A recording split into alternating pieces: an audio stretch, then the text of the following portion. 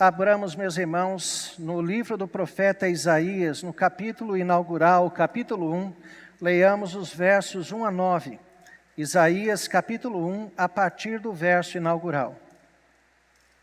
Diz assim a Escritura: visão de Isaías, filho de Amós, que ele teve a respeito de Judá e Jerusalém nos dias de Uzias, Jotão, Acás e Ezequias, reis de Judá.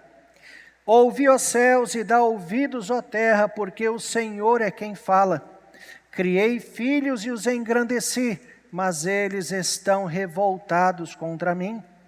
O boi conhece o seu possuidor e o jumento o dono da sua manjedoura, mas Israel não tem conhecimento, o meu povo não entende. Ai desta nação pecaminosa, povo carregado de iniquidade, raça de malignos, filhos corruptores. Abandonaram o Senhor, blasfemaram do Santo de Israel, voltaram para trás. Porque haveis de ainda ser feridos, visto que continuais em rebeldia? Toda a cabeça está doente e todo o coração enfermo.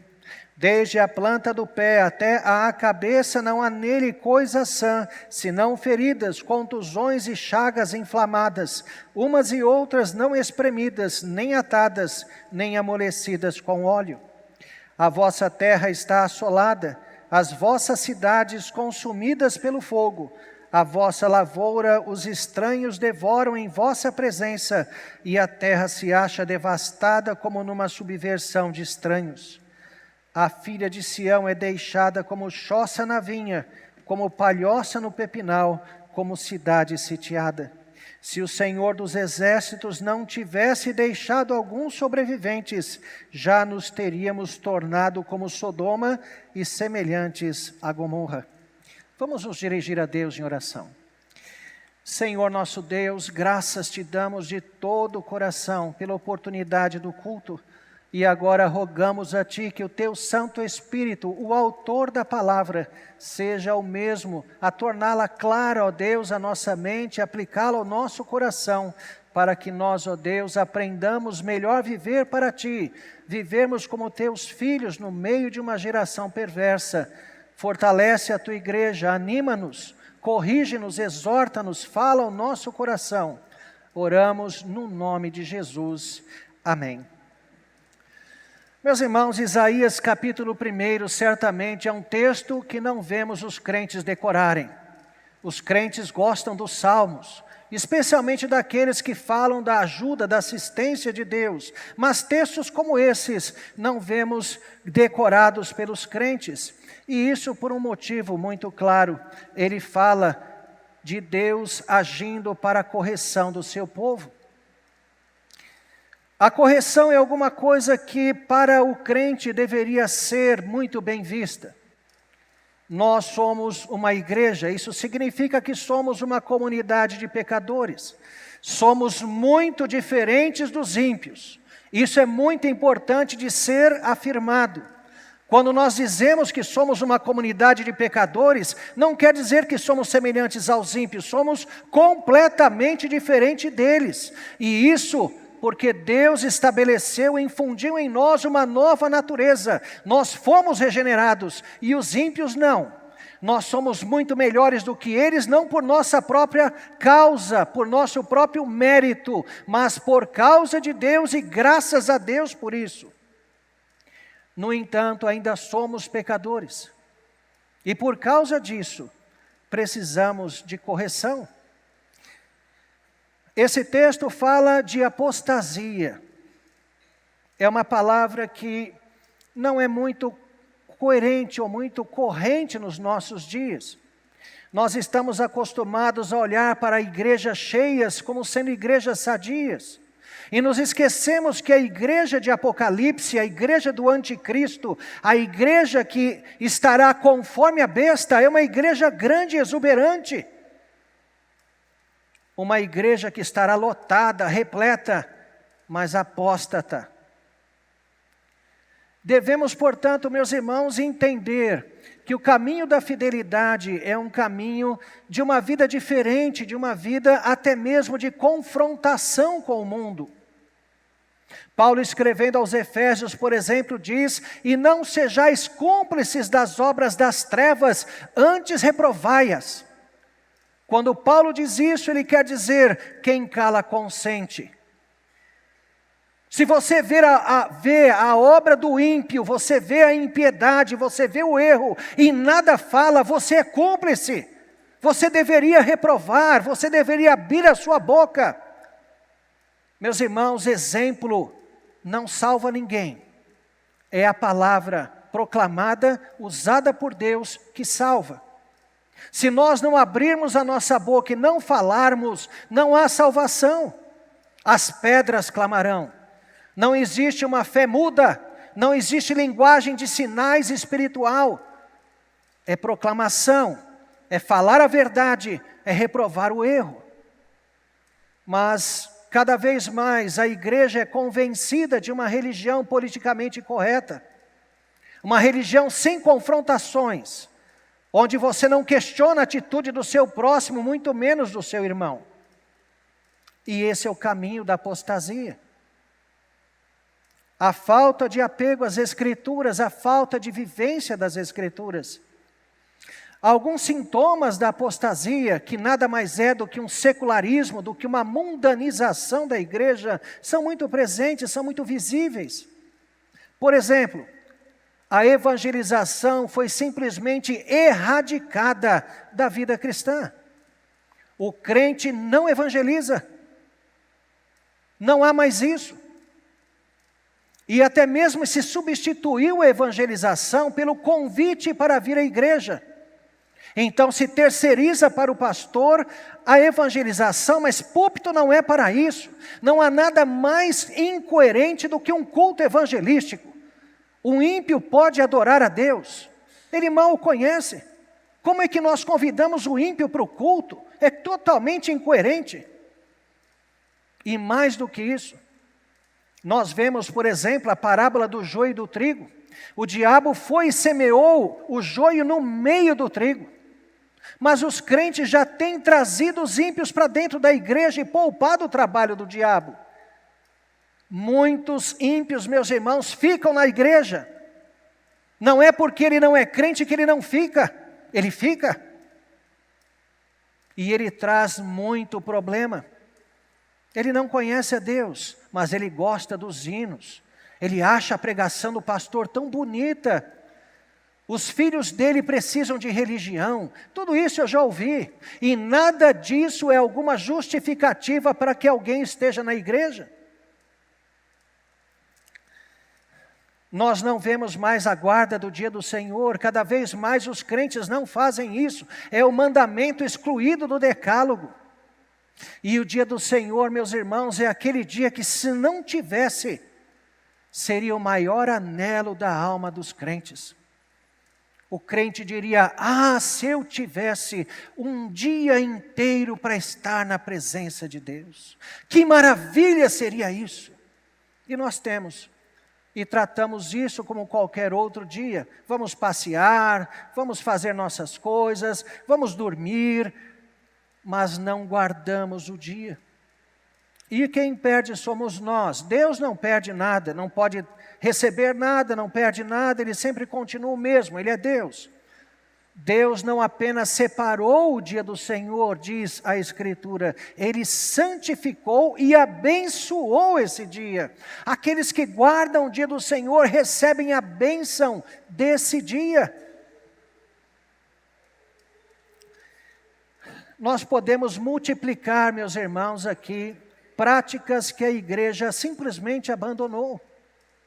A igreja de hoje está célere num caminho de apostasia, de secularização. As coisas passam a ser explicadas modernamente. A igreja deveria ser a locomotiva da sociedade, mas ela vem como o último vagão, se adaptando às coisas, tentando uma forma cristã de praticar aquilo. Estamos num caminho muito diferente daquele que vemos nas Escrituras. Isaías profetizou em um período tão grande que os liberais, o liberalismo clássico, Dizia que tinha que haver pelo menos 2 Isaías, talvez até 3, porque eles não creem na inspiração profética. Então, para que Isaías pudesse ter percorrido todo esse tempo, deveria ter pelo menos 2, quiçá 3 Isaías. No entanto, um achado na caverna de Qumran, aqueles escritos do Mar Morto, provavelmente produzidos por essênios, uma biblioteca inteira encontrada por volta de 1948, numa região rochosa, uma encosta, provavelmente a biblioteca deles. Eles esconderam ali para que os romanos não achassem aqueles escritos quando de uma de suas invasões. Ali foi encontrado um livro de Isaías com 66 capítulos completinhos. E seria um tempo muito curto entre a composição desse livro e o segundo ou até mesmo o terceiro Isaías.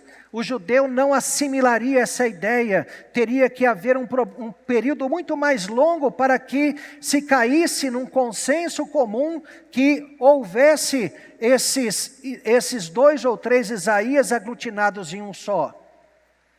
Portanto, quando isto foi encontrado, foi um golpe fatal na teoria liberal de um segundo ou um terceiro Isaías. Ele escreve basicamente a Jerusalém, Judá, a capital do Reino do Sul e o Reino do Sul como um todo. É interessante que quando nós pensamos na fidelidade de Deus, pensamos naquilo que nos favorece.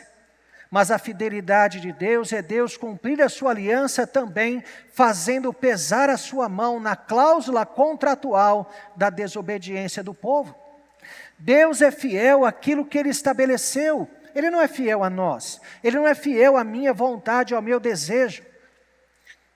Ele tinha dito ao povo de Israel, os montes Ebal e Gerizim: se vocês forem fiéis, vocês vão comer o melhor da terra, vocês vão estar vitoriosos sobre os inimigos, ninguém poderá contra vocês. Mas se vocês desobedecerem, da mesma forma como desterrei os povos de Canaã para que vocês habitassem, eu farei com vocês. Deus está sendo fiel ao que Ele disse, é aliança.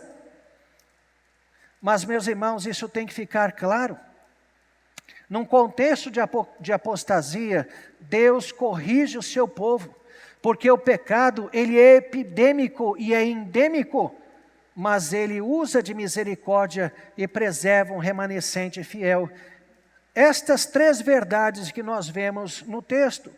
A primeira delas, portanto, é que Deus faz cumprir a sua aliança, Ele corrige, Ele castiga o seu povo.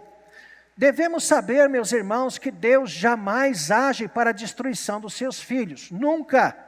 Não há juízo neste sentido para o filho. O juízo de Deus para o filho é correção. Deus corrige aqueles que ama. No entanto, até como nós falamos agora há pouco, há muitos ímpios também nas fileiras chamadas cristãs. Para o crente, aquilo que Deus faz no ambiente de apostasia é corrigi-lo para trazê-lo de volta. Mas para o ímpio é expurgar a igreja da presença nociva daqueles que não conhecem a Deus. Deus é fiel àquilo que Ele disse. É interessante reparar, meus irmãos, que todas as alianças do Antigo Testamento ocorrem em um ambiente de família, e isso desde o início. Se nós observarmos a aliança feita com Deus, até mesmo com Adão antes da queda, nós vemos que Lucas fala de Adão como filho de Deus, e não filho criado simplesmente. Deus tem na humanidade a ideia de uma família humana. Paulo chama a igreja na carta aos Efésios de família de Deus. Nós somos família de Deus. Nós fomos adotados filhos de Deus. Adão, quando pecou, perdeu a filiação. Há uma espécie de consenso de que ele tenha sido salvo, que ele tenha crido em Gênesis 3,15, o primeiro anúncio da vinda de Cristo, e que o diabo e a obra do diabo seria derrotada por Cristo, e assim teria sido salvo. Mas a partir da queda de Adão, Todos aqueles que são filhos de Deus são adotados. Ninguém nasce filho de Deus. Todos nós somos adotados na família de Deus, como Paulo diz aos Romanos, ou na linguagem de João, no capítulo 1 do seu Evangelho, deu-lhes o poder de serem feitos filhos de Deus, porque não eram, a saber, aos que creem no seu nome. Então, desde o início, nós vemos Deus se apresentar como um pai, como alguém que busca a criatura, o filho, para propor-lhe, então, os benefícios. No caso da humanidade caída, centrado exatamente na salvação. No nosso texto, nós vemos, nos versos 2 e 3, Deus convocar toda a criação, como que num julgamento cósmico. Ele utiliza uma linguagem forense, ele conclama céus e terra para que testemunhem aquilo que o seu próprio povo está fazendo, para que fique clara a justeza do seu juízo, a justeza daquilo que ele está fazendo. Ele diz no verso 2, ouvi, ó céus, e dá ouvidos, ó terra, porque o Senhor, Yahvé, é quem fala, o Deus da aliança. Criei filhos e os engrandeci, mas eles estão revoltados contra mim. É isto, Deus conclama a criação e estabelece uma corte para manifestar a justiça daquilo que está fazendo. A apostasia do povo, meus irmãos, sempre tem como modelo a queda do homem, até mesmo a queda do diabo. Há uma espécie de efeito colateral da bênção de Deus por causa do pecado. O problema não é a bênção, não é Deus, muito menos, mas sim o pecado que está no ser humano. Parafraseando, por exemplo, aquilo que Paulo fala de uma das maiores bênçãos de Deus ao homem, que é a lei, ele diz que a lei está enferma por causa do pecado. Uma bênção de Deus se encontra, portanto, como que comprometida em sua atuação por causa dos efeitos do pecado no homem. Mais uma vez, o problema não está na bênção, muito menos em Deus, mas o homem sempre será o problema. Então diz Deus, criei filhos e os engrandeci. Veja o ambiente de filiação, de família, mas eles estão revoltados contra mim. A misericórdia de Deus já se manifesta, porque vejam, segundo a lei de Moisés, um filho revoltoso tinha como pena a morte. O filho que desobedecesse o seu pai de uma forma contumaz, que quebrasse, portanto, a aliança em sua vida, ele deveria ser levado pelos próprios pais à presença dos anciãos, para que fosse julgado, e uma vez condenado, seria apedrejado. A sentença da lei de Moisés para filhos revoltosos era a morte, mas Deus, Ele age com misericórdia, Ele aplica a justiça, mas como nós vamos ver no final, Ele deixa um remanescente. Criei filhos e os engrandeci, mas eles estão revoltados contra mim. Essa é a parte inicial da acusação. Vejam, Deus engrandeceu o seu povo, mas o resultado disso não foi o reconhecimento. Esse povo não passou a adorar mais a Deus, a render-lhe culto, a sujeitar a própria vida, a obedecer o mandamento por gratidão, por concordar com a vontade de Deus e fazer isso por amor a Deus. Meus irmãos, o amor é extremamente ativo, é muito mais ação do que sentimento. Muitos na igreja confundem a sua piedade com sentimentos ternos, mas nada fazem lá fora. O que nós vemos Jesus falar sobre aqueles que o amam, aqueles que têm os meus mandamentos e os guardam, esse é o que me ama. Então guardar o mandamento, a obediência, a prática, isso é a verdadeira prova do amor que temos para com Deus. Como um filho rebelde, o povo não tratou o pai com a honra, com a dignidade, com a gratidão devidas. É uma repetição da queda. É interessante, meus irmãos, que mesmo a queda dos anjos também se inclui isso. porque os anjos também são chamados filhos de Deus no Antigo Testamento. Aquilo que Deus fez com os anjos também aconteceu dentro de um ambiente de família. E no caso de Adão, criado filho de Deus, como nós já nos referimos, Deus buscou e se abriu para estes seres, se abriu como um pai. A perfeição deles não era a garantia de que jamais cairiam. Deus deu a eles, nas palavras de Agostinho, o non posse peccare, mas não deu o non posse non peccare. Em outras palavras, Deus deu a capacidade ao homem e aos anjos de não pecar, mas não de jamais pecar. Então, mesmo sendo perfeitos, eles poderiam pecar. É o que Agostinho diz e mostra a queda dos homens e dos anjos dessa forma. A bênção de Deus, meus irmãos, especialmente para o homem caído, acaba por estimulá-lo como efeito colateral a uma certa autonomia. Ao homem achar que não precisa tanto de Deus assim, de começar a buscar as suas próprias coisas e de fazer Deus o servo da sua própria vontade, da vontade do homem. E esse é o caminho do afastamento. Daí Deus comparar o seu povo aos animais nesse texto. Na sequência da sua queixa, da sua acusação, ele diz: o boi conhece o seu possuidor, e o jumento o dono da sua manjedoura, mas Israel não tem conhecimento, o meu povo não entende.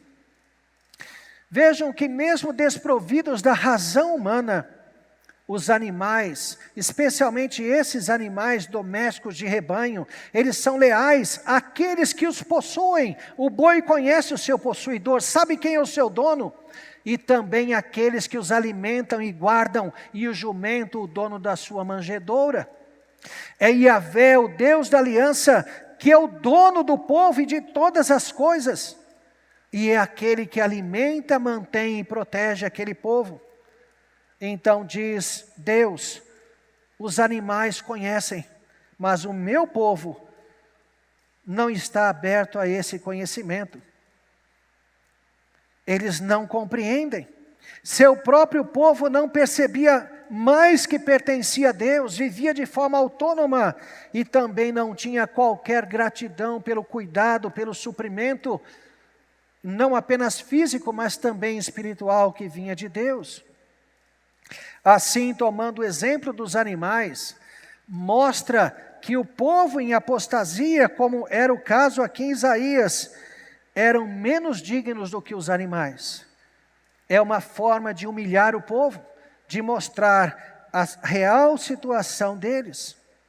Então vejam a ironia, em querer ser Deus para si mesmos, no melhor estilo do que o diabo propôs a Eva, como Deus sereis conhecedores do bem e do mal, o povo se torna inferior aos animais. A queixa de Deus, a sua acusação, vai até esse verso. Então é isto, Deus, meus irmãos, cumpre a aliança, Ele mostra a justiça dos seus atos, mas isso não é para o nosso mal. O pai que ama o seu filho não lhe poupa a vara. É para que o povo seja expurgado de toda maldade, de toda impiedade, e para dar ocasião de um renovo. Uma segunda coisa que nós vemos no texto, isso é muito importante, é que o pecado, ele é endêmico e é epidêmico. Quando se fala de endemia, se fala de um grupo próprio onde isso se desenvolve. O pecado se desenvolve no ser humano. E ele é epidêmico porque uma vez que a impiedade se manifesta no meio da igreja principalmente, muitas vezes isso contagia outros, faz com que outros entrem pelo mesmo caminho, se não tomarem providências sérias para extirpar o mal pela raiz. A questão da endemia, portanto, do pecado no homem, é expressa já na queda. Paulo, escrevendo aos Romanos, vai dizer: todos pecaram. E isso não é apenas uma alusão ao fato de que os seres humanos, à semelhança de Adão, pecam, mas que todos nós pecamos em Adão como nosso representante. Quando Adão pecou, Todos nós pecamos. Ele é cabeça de raça, a sua função federativa. E o pecado, meus irmãos, é tão inseparável do homem, que é possível dizer, de certa forma, que o pecado é o próprio homem. O homem é o pecado, de certa forma. Por que isso? Porque o pecado, meus irmãos, não tem no homem apenas uma fonte, mas o homem é essencialmente pecado. Vejam que coisa interessante. Nós podemos dizer que um poço seja uma fonte de água, mas existe um poço seco e existe água fora do poço. Mas não existe homem sem pecado e não existe pecado sem o homem. Isso está tão ligado ao ser humano, meus irmãos, que não há homem na face da terra que não tenha pecado. E por isso, se nós varrêssemos todos os seres humanos da terra, o pecado não existiria. O pecado é o homem de certa forma, e muito mais do que como fonte, está ligado à própria essência do homem quando desobedeceu. E então vemos frases do tipo: Deus ama o pecador, mas abomina o pecado. Não, Deus odeia o pecado e odeia o pecador. O estado de todo homem sem Cristo é debaixo da ira de Deus. O amor é algo da graça especial. Deus só ama os seus filhos. Deus só ama aqueles que foram regenerados e justificados, cujos pecados não mais afrontam, não mais ofendem a Deus, porque estão em Cristo. O amor é algo próprio do tratamento do pai para com seus filhos, não para com os ímpios. Se Deus amasse o ímpio, amaria também a fonte do pecado, amaria também o próprio pecado. E Deus não faz isso. O pecado, meus irmãos, não é substância. Se o pecado fosse substância, poderia ser cortado e separado do homem, mas o pecado está impregnado na essência do ser humano, de forma que é inseparável. Apenas os que já foram justificados, portanto, são alvo da graça de Deus, do amor de Deus. Deus não ama o ímpio, Deus ama os seus filhos. Quando nós vemos no verso 4, parece que é Isaías quem começa a falar, é a impressão que temos no texto. Mostra com uma série de afirmações qual era a condição deste povo. Ele diz no verso 4 que eles eram nação pecaminosa. Isso quer dizer que ao invés de ter a lei de Deus como prática, como aquilo que orientava a vida deles, eles tinham o pecado. Colocando isso de outra forma, o pecado era a lei deles. Jeremias vai usar esta ideia quando diz lá no capítulo 17, no verso 1, o pecado de Judá está escrito com ponteiro de ferro e com diamante pontiagudo gravado na tábua do seu coração e nas pontas dos seus altares. O que Jeremias está afirmando ali é que o centro da vida deles, o que estava escrito no coração deles, era o pecado. O pecado nas tábuas, vejam a figura da lei, as tábuas do coração deles. O pecado era a lei deles. E Jeremias, quando escreve isto, está fazendo referência à mesma situação do povo aqui em Isaías. E em relação a isso, um povo que tem o pecado como lei, obviamente, a sua adoração é cheia de paganismos. Por isso que Jeremias diz que também na ponta dos seus altares. A segunda expressão que Isaías utiliza para o povo carregado de iniquidade.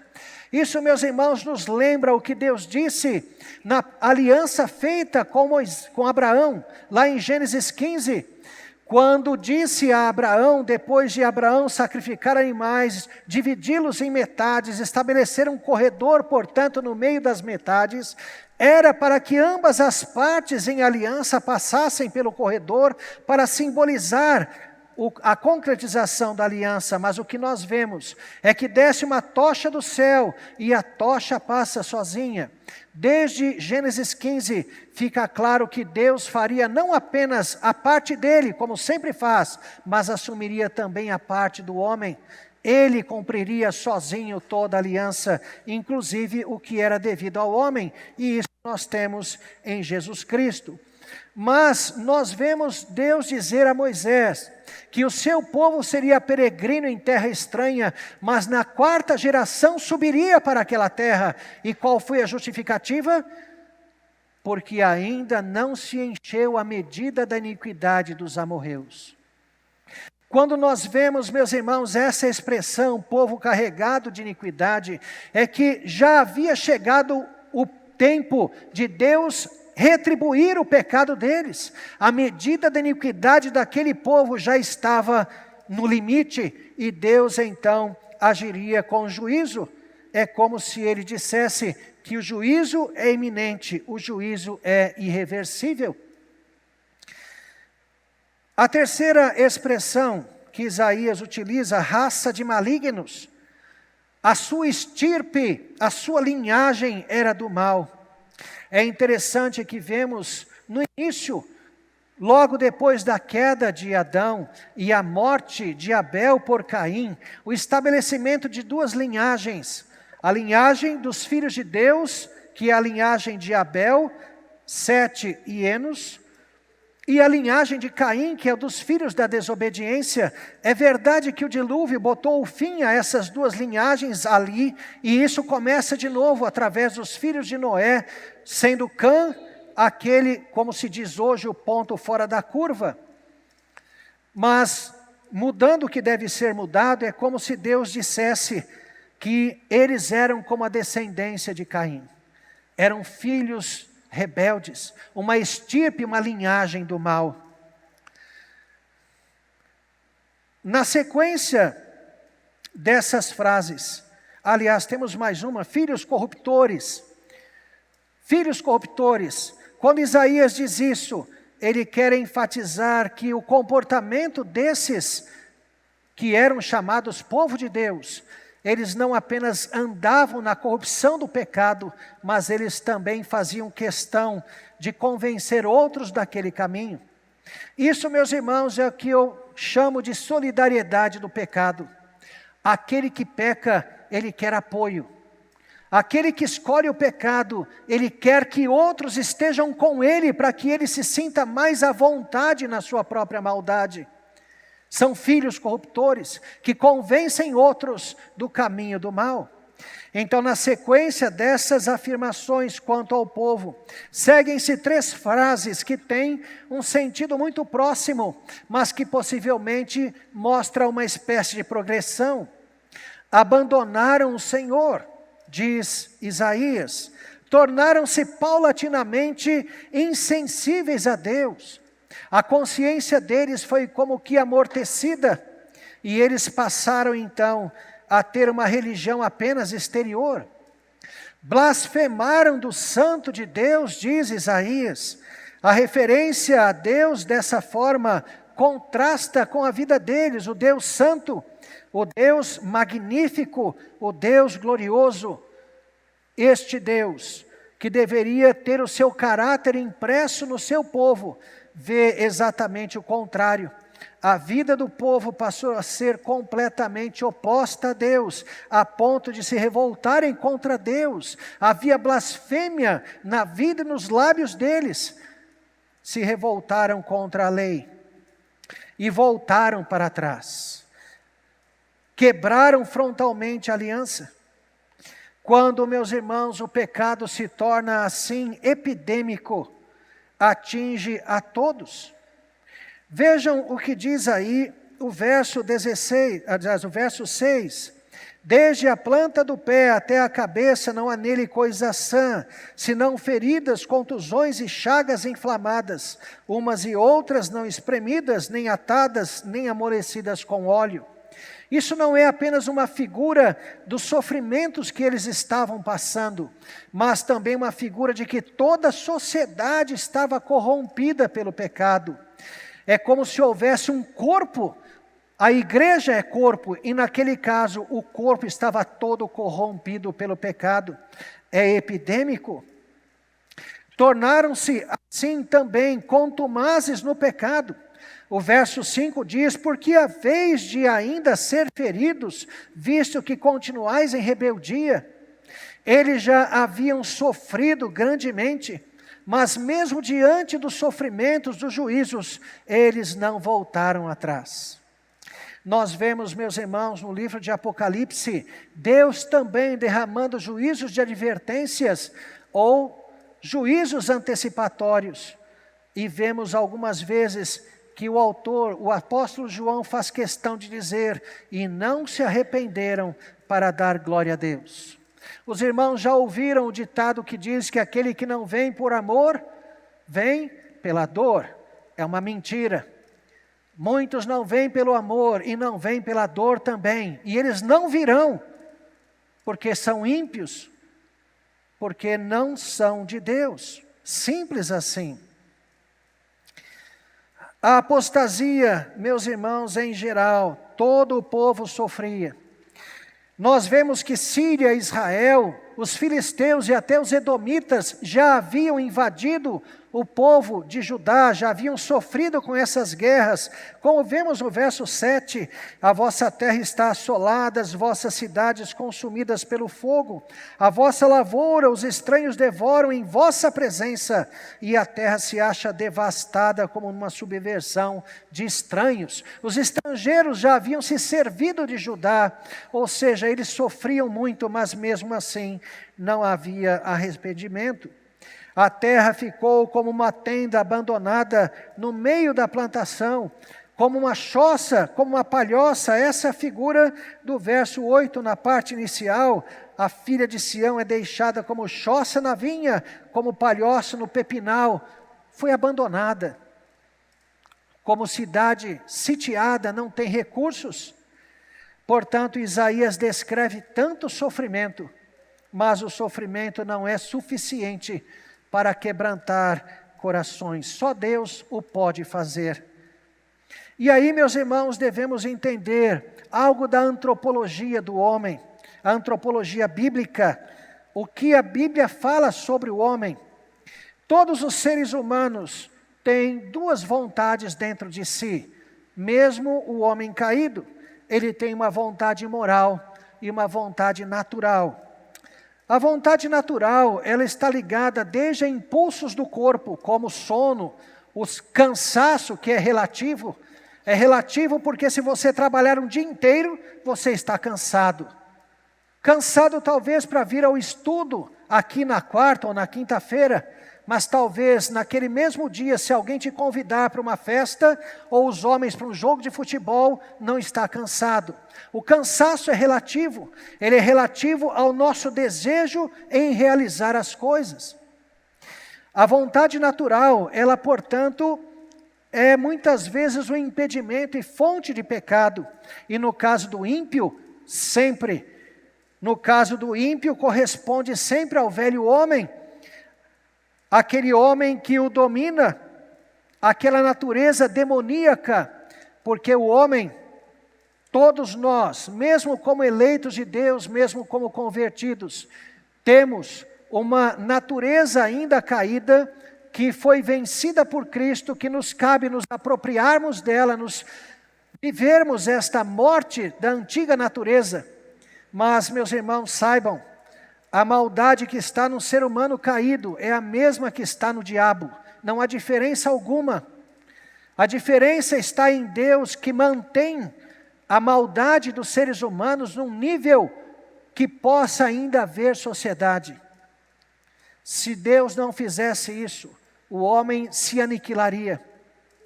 O diabo não morre, mas o ser humano morre. E não haveria oportunidade de salvação.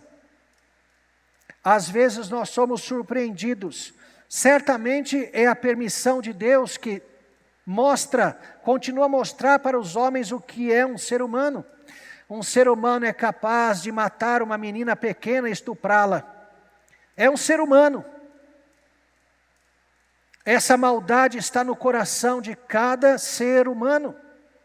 Deus de vez em quando deixa que o homem mostre o que ele é, até para que nós jamais nos esqueçamos, até para que o próprio ser humano jamais tenha desculpa por dizer que não sabia, não conhecia.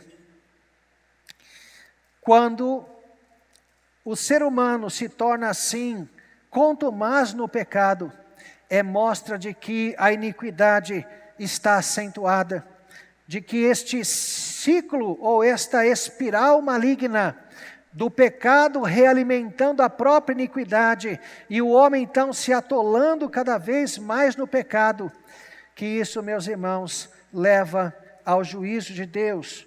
O crente pode até entrar numa espiral como essa, mas Deus jamais permitirá que ele se perca.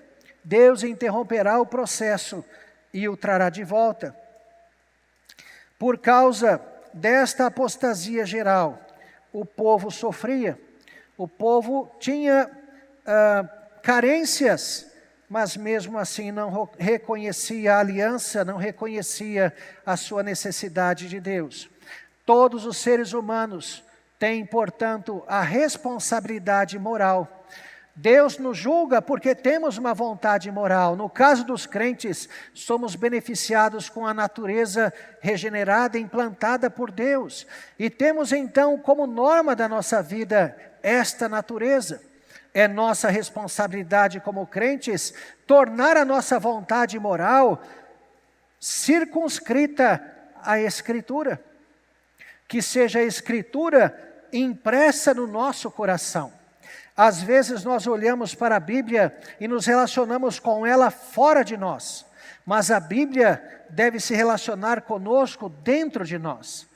Ela deve fazer parte da nossa vida, deve ser assimilada em nosso coração. Ela deve se tornar parte de mim. Guardo no coração a tua palavra para não pecar contra ti, as tuas palavras.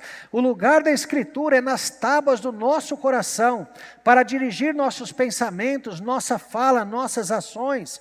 A luta do pecado não é exterior, não é contra ações, mas é contra desejos.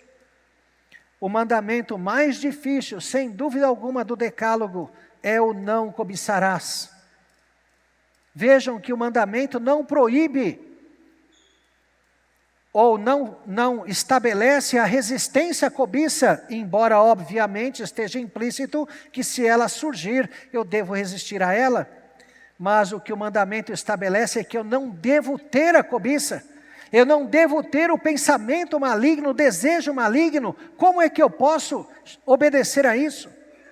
Só há uma forma, meus irmãos, é nos aprofundarmos tanto na vida com Deus, a ponto de refletirmos as Escrituras, trazer as Escrituras para dentro de nós, como a vida diária de devoção.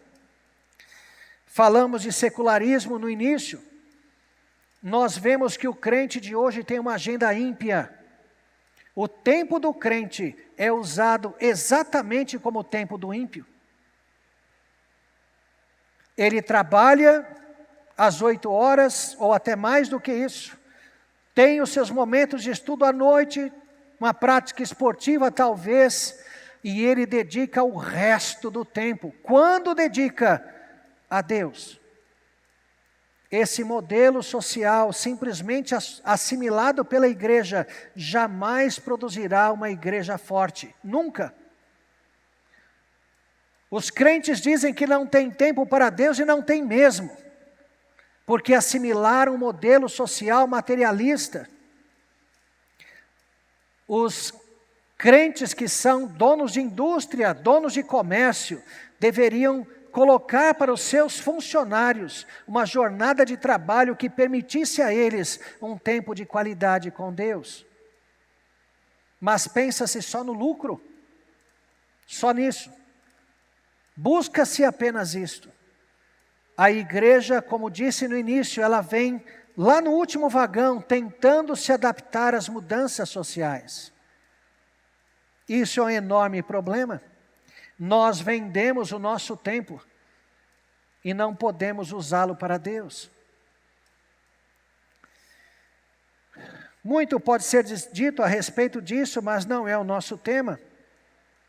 Mas então reparem, mesmo o povo dessa forma, nós temos o texto terminando em tom gracioso.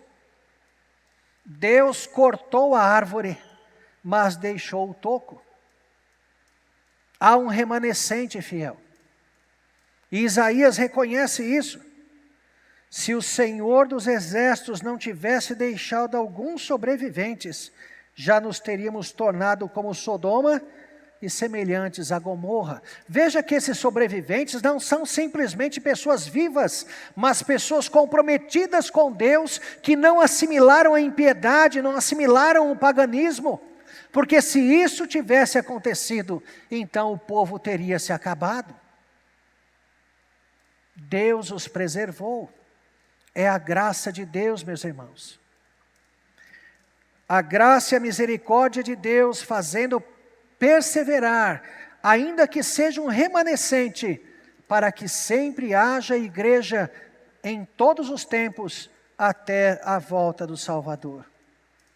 Por isso, não desanimamos, não desanimemos. Nós devemos reconhecer esses problemas, mas não apenas saber deles. Devemos tomar atitudes práticas. Devemos modelar a nossa vida. Não, a sociedade não é o Senhor, não é o seu Senhor. Peça a Deus e busque uma forma cristã de viver nesta sociedade. Com piedade, com tempo de qualidade, para ter comunhão com Deus. Uma das formas mais acentuadas que percebemos do secularismo na igreja, da fraqueza da igreja, é a presença cada vez maior de pessoas que enfrentam estresse e depressão. Não tem estrutura, às vezes, para enfrentar pequenos problemas. Às vezes, à sombra de um problema, a pessoa já fica desesperada. Ela tem que fazer um exame e já está pondo a igreja em oração. Há um apego exagerado a esta terra. Nós não vemos mais a glória futura, não almejamos mais a glória futura. Há uma teologia de livramento que é completamente antibíblica. O crente vem à igreja agradecer porque Deus o livrou de um acidente como se fosse a antessala do inferno. A morte é muito bem-vinda para o crente. A morte é glória. Um crente que agradece a Deus não ter morrido é como se ele dissesse: graças a Deus porque não fui para o céu. Graças a Deus, meu Senhor. Nós estamos muito longe, meus irmãos, da vida piedosa. Muito longe. Não é querer a morte, ela vai chegar no seu dia exato. Mas é ter uma visão positiva, preciosa é aos olhos do Senhor a morte dos seus santos. Não temos que ter medo ou desespero, não temos que ser apegados a esta vida, nem a coisas, nem a pessoas. Temos que ser responsáveis. Amamos nossa família, mas nunca jamais devemos amá-los mais do que a Deus, ao nosso Senhor Jesus Cristo. A nossa vontade de estar com eles não pode ser maior do que a nossa vontade de estar com Cristo na glória. Se Deus preserva a nossa vida aqui, como Paulo fala, prefiro estar com Cristo, mas reconheço que ainda há o que fazer. Então, se nós vamos agradecer a Deus o chamado livramento, é porque temos ainda coisas a fazer para Deus aqui. Essa é a ideia. Nós estamos muito longe, meus irmãos, do cristianismo autêntico. Olhem para as Escrituras, vejam a beleza, a profundidade de uma vida profunda com Deus. Eu não tenho dúvidas, é minha avaliação, que a igreja de hoje, ela está já, boa parte, secularizada. O caminho da apostasia está escancarado e ela já tem percorrido um bom pedaço disso.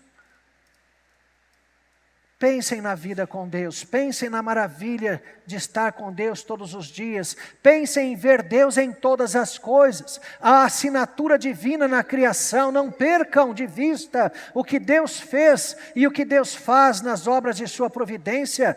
Sejam edificados todos os momentos, sempre tendo a plena certeza que estão na presença de Deus. Um dos textos que mais me tocam quanto a isso é quando Elias vai diante de Acabe. Acabe foi o rei que estabeleceu a religião a Baal como a religião oficial de Israel. O rei que mandou matar os profetas do Senhor. Ele vai diante deste rei e começa a dizer a Elias o seguinte, aliás, a Acabe o seguinte: o Deus na presença de quem eu estou me enviou. Percebem o que é isso para ele? Não importa o que aconteça, eu estou na presença de Deus. Então, meus irmãos, recuperemos tudo isso. A apostasia, ela está muito presente. Quem já foi à Europa, já viu templos magníficos que viraram camelódromos, casa de show, quando não mesquitas. A apostasia é uma realidade. Igrejas fecham, igrejas acabam. Aqui no nosso país, temos a oportunidade ainda de viver um evangelho autêntico. Mas não se você tiver em mente o seu conforto. Não se você tiver em mente um tipo de vida que não vai te exigir nada. Aí realmente jamais conseguirá chegar a uma genuína experiência com Deus, na sua prática pelo menos. Acordemos para a realidade da igreja. Louvemos a Deus, adoremos a Deus, percebamos o caminhar das coisas, reprovemos as coisas erradas, anunciemos a verdade de Cristo, vivamos como crentes no meio dessa geração perversa. Deus nos ama e Deus é a nossa força. Que Deus nos abençoe grande e ricamente. Amém.